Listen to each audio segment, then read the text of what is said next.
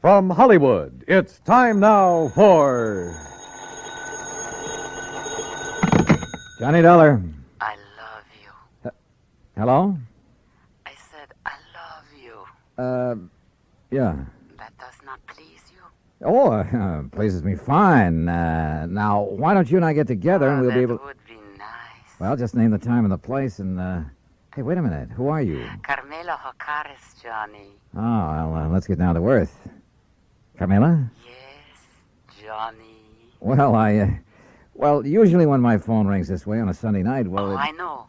You expect some dull insurance agent to be calling you. Yeah. With a dull insurance matter for you to worry about, no? Yeah, that's usually the case. But this one does not need to be dull. You mean you have an insurance problem on your mind? Of course. So maybe you will help me? Well, just name the company, any company, and I'm on my way. The Universal Adjustment Bureau would be interesting. So who cares if they're interested? Come on, Carmela, get to the point, huh? Come see me, Johnny. Tell your friend, Pat McCracken at the Universal, Yeah, sure. Tell him what? that I called you. Will you, Johnny? Are you kidding? Goodbye. Yeah, well, where can I... Hello? Hello? Huh?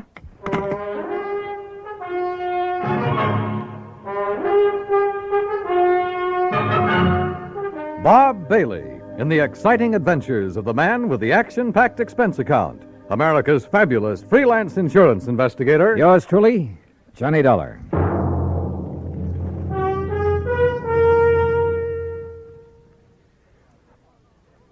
And now, Act One of yours truly, Johnny Dollar.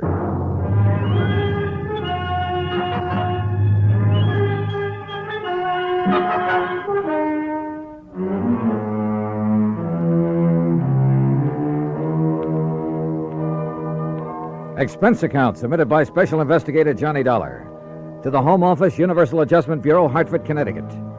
Following is an account of expenses incurred during my investigation of the Latin Lovely matter. Expense account items 1, 2, 3, 4, and 5, 50 cents for phone calls early Monday morning trying to reach Pat McCracken. Item 6, $1, taxi fare to the offices of Universal Adjustment. Oh, hi, Johnny. Top of the morning to you. Yeah, where the Sam Hill have you been all morning, Pat? All morning? You kidding? Look, the clock on this desk says exactly 9:02. For me, that's the crack of dawn. Now, what's bothering you? Carmela. Oh, Carmela Jocares. Yeah, only it's Jocares. Oh, well. Might have known she'd call you direct. I should have warned you, Johnny. You know her, Pat? She's threatened to come down here and camp on my doorstep any minute. Oh, can you think of a nicer ornament to have around? If she's anything like she sounds on the phone. She is, Johnny, yeah. That's why I should have suggested that Special Investigator Martha Mayberry Balderdale help her. Balderdale? Now, how could an old battle axe like her know how to deal with a young, charming, beautiful... Dancer like Carmela? Dancer, is that what she is? Yes. Not very good, but she's just as beautiful and seductive. No, maybe I better stick old Lady Balderdale on. All right, Pat, quit the kidding and tell me what it's all about. Who's kidding? Well, where do I find Carmela, her address? Now, you see, you're already emotionally involved with her. You haven't even met her. Emotionally, Client Pat? relationship in our business should be entirely objective, Johnny. How can I possibly expect you to look at Carmela's insurance problem with an unbiased mind? Pat, All she'd have to do is bat those lovely big brown eyes at you a couple of Look, times. will you stop baiting me and tell me what this is all about? Emotion. All right. I got involved with this little Latin lovely as a favor to the company that issued her the policy, Surety Mutual and Trust. What kind of a policy? Retirement. Pays her $50,000 when she's 45. Meantime, if she dies, her beneficiary gets the $50,000. So what's the matter with it? Well, like I told you, Johnny, she's a dancer. Nightclubs. Always has a partner. Some good young kid who can make up for her shortcomings. Only a different partner every month or so. Well, what's that have to do with her insurance? Well, she has the company name her partner as beneficiary. Oh, I see. And if she keeps changing her policy... Right. And by now it has so many riders attached to it, the company's running out of filing space. And what's more important, the cost of servicing this one lousy policy and the time that's been wasted on it. And the last time... Well, she's been so insistent you'd think she was planning to die tomorrow. Well, maybe she is. Why doesn't the company just stall on making some of these changes? Oh, they've tried that. So what happened? She's on the phone every day, 2 or 3 times a day. Nobody has any peace. That's why they finally turned to me in desperation. And you said you'd have me talk to her. I did not. She asked for you. Why? How'd she even know about me? Oh, newspapers, some of the radio programs about the cases you've handled. Johnny, you're her idol. You're her dream boy. Oh, yeah, sure. But what to do about this? Well, you get her to settle with one beneficiary. Get her married, something like that, so her policy will stay set for a while. Yeah, married, even if you have to...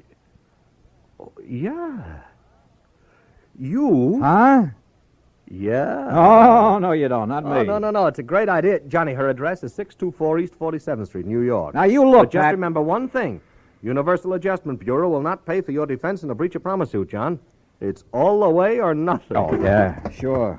Call me up sometime when you have a case for me. Sucker. Me, that is. Because of Item 7, 1940, plane fare and incidentals to New York City, taxi from the airport to 624 East 47th Street, a nice modern apartment building complete with a uniformed doorman. Miss O'Carra's? That's right. Can I have your name, sir? Johnny Dollar. Oh, yes, of course. So, if you'll just give me her apartment number... May I see your credentials, please? My credentials? Oh, sure. Why not? Here, take a good look. Seems all right. Thank you, sir. Now, look, she's expecting me. I know, sir. Then what's all this fuss about? Will you step into the lobby, please? Oh, sure.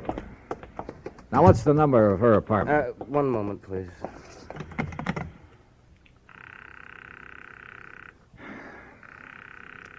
She is in, isn't she? Yes, sir, she is. I don't understand not answering the house phone, though. You're certain that she's in? Absolutely, sir. But why she doesn't answer? Where's her apartment? It's number 7 up the stairs. Come on, show me the way. Yes, sir. She only came in a few minutes ago. And nobody else has called on her? No, sir. Were all those precautions of yours on her orders? Yes, sir. She seemed to be fearful of something lately. Fearful. Right here, sir, number 7.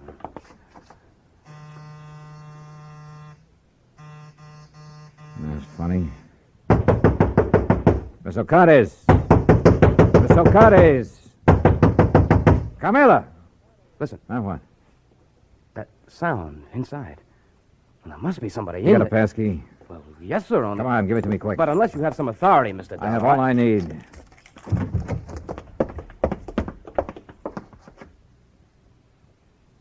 Carmela.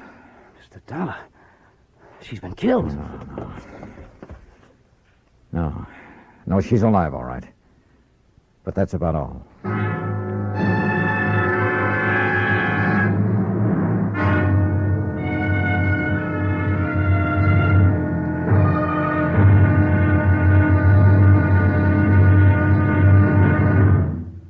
And now, Act Two of yours truly, Johnny Dollar, and the Latin Lovely Matter.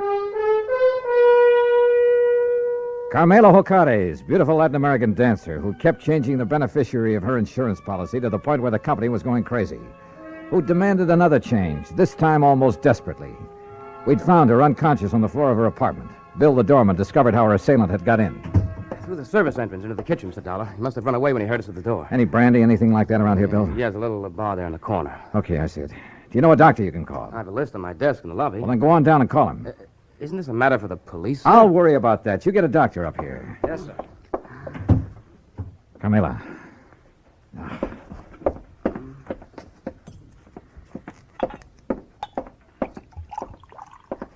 Carmela, here. See if you can drink this. Oh, Johnny. That's right. Come on now, drink this. That's good. A little more now. Come on. Oh, no. No. I'm all right now. Help me to the sofa. Yeah, sure. Here now. There you are. All right, how's that? Oh, thank you, Johnny, darling. Are you badly hurt? What happened? He struck me. Who? He knocked on the back door. I thought it was Billy to deliver something. So I opened the door, and he struck me before I could... Oh, Johnny, it was terrible. Well, who was he? Do you know? No, darling. I'm still so afraid. Hold me, please, in your arms. Carmela, do you know who it was? No.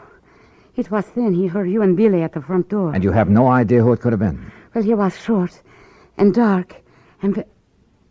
Johnny. Yeah? The man who has been calling me. First from Mexico, and then from here in New York. threatening me. Well, who? I do not know, darling. Threatening about what? You have done it once too many, he would say. Now you will be sorry. Then he would hang up. Done what once too many or too often or whatever he meant? I do not know, Johnny. Well, I know darn well the insurance company would never carry things this far. The insurance. Oh, Johnny, you can't do it for me, can't you, darling? Do what? I only ask them to make a little change. But all they do is delay. Oh, now look, we have more important things to think about now. More important than the insurance? Oh, you do not understand. Please, my sweetheart. How can I work unless Armando is... First, we find out who attacked you and why. Oh, Billy, darling. The doctor says he'll be here in 15 to 20 minutes. No, not the doctor. I love you, Billy, but you're a nice boy, but not the doctor. Why not? Because I am all right now. You're sure about that? Carmela? Oh, yes, I am all right. You know, you recovered pretty fast. No marks on you. What do you mean? I wonder just how much of a beating you really took. Johnny, my darling, my love. Surely you do not think No, I'm not sure what I think. Okay, Billy. Call off the doctor until I can find out what's what. Oh, thank you, my sweet. You do care about me. I love you. Oh, yeah, sure. And, Billy boy, you stay here until I get back. Yes, sir. My Juanito, where are you going? You know something, Carmela? I wish I knew.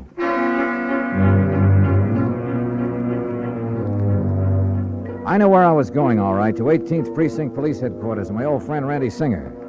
If anybody could get me a rundown on Carmela and any of her contacts, he could. If Carmela's attacker left any fingerprints, his boys would find them.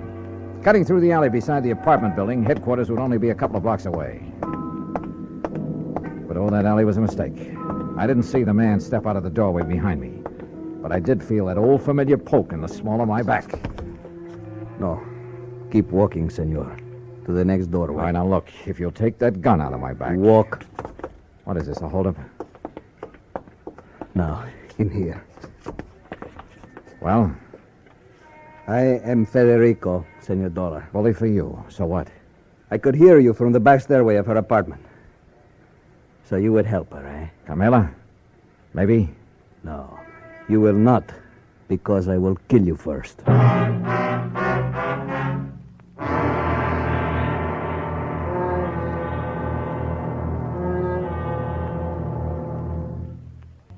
And now, Act 3 of yours truly, Johnny Dollar, and the Latin Lovely Matter.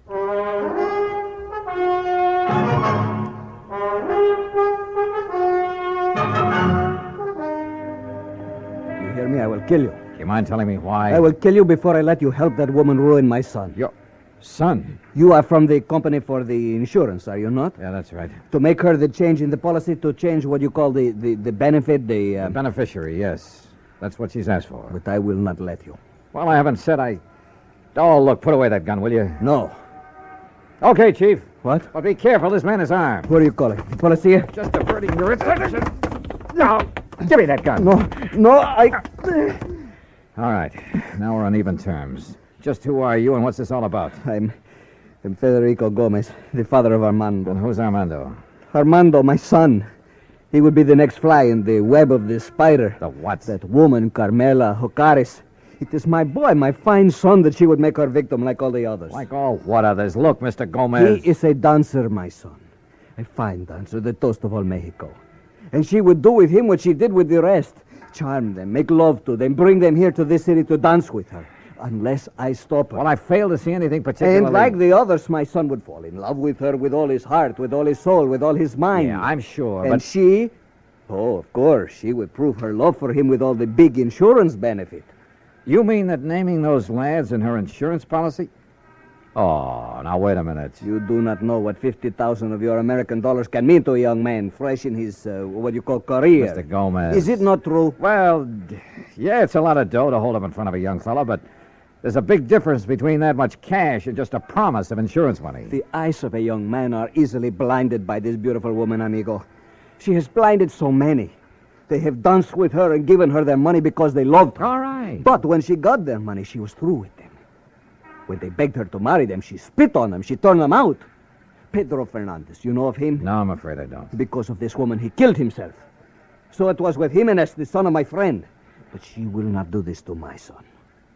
And you honestly think the mere fact of a big insurance policy? Was it not true with Jimenez, with Pedro, with Angel, with all the rest?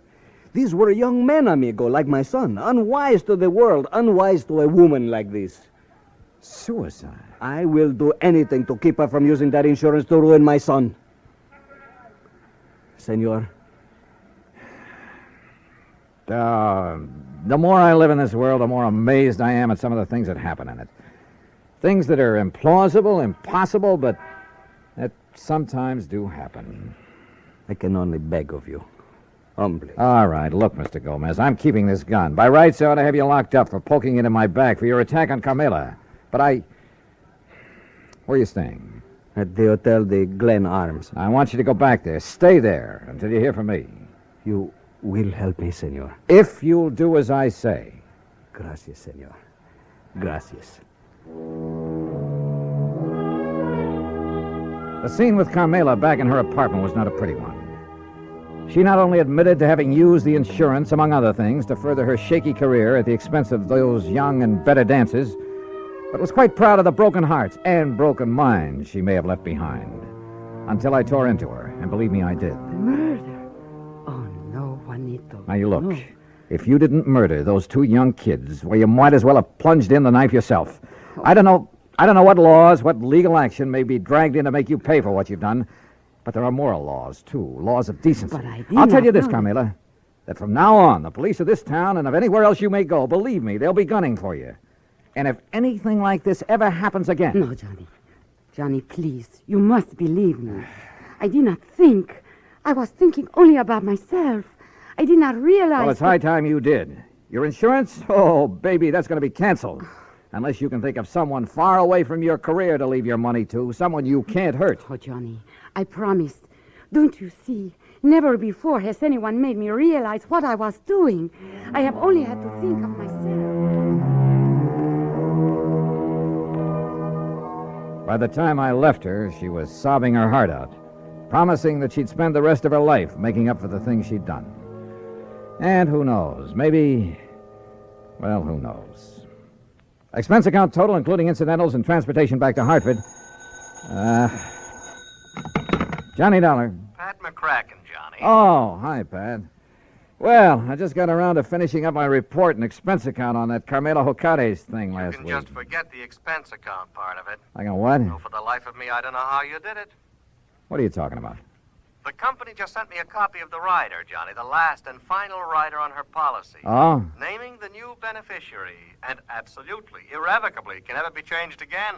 Whom did she name, Pat? Some old childhood... Are you kidding? You! What? You sly dog. Hello? Hello? Well, I'll be... Yours truly, Juanito Peso.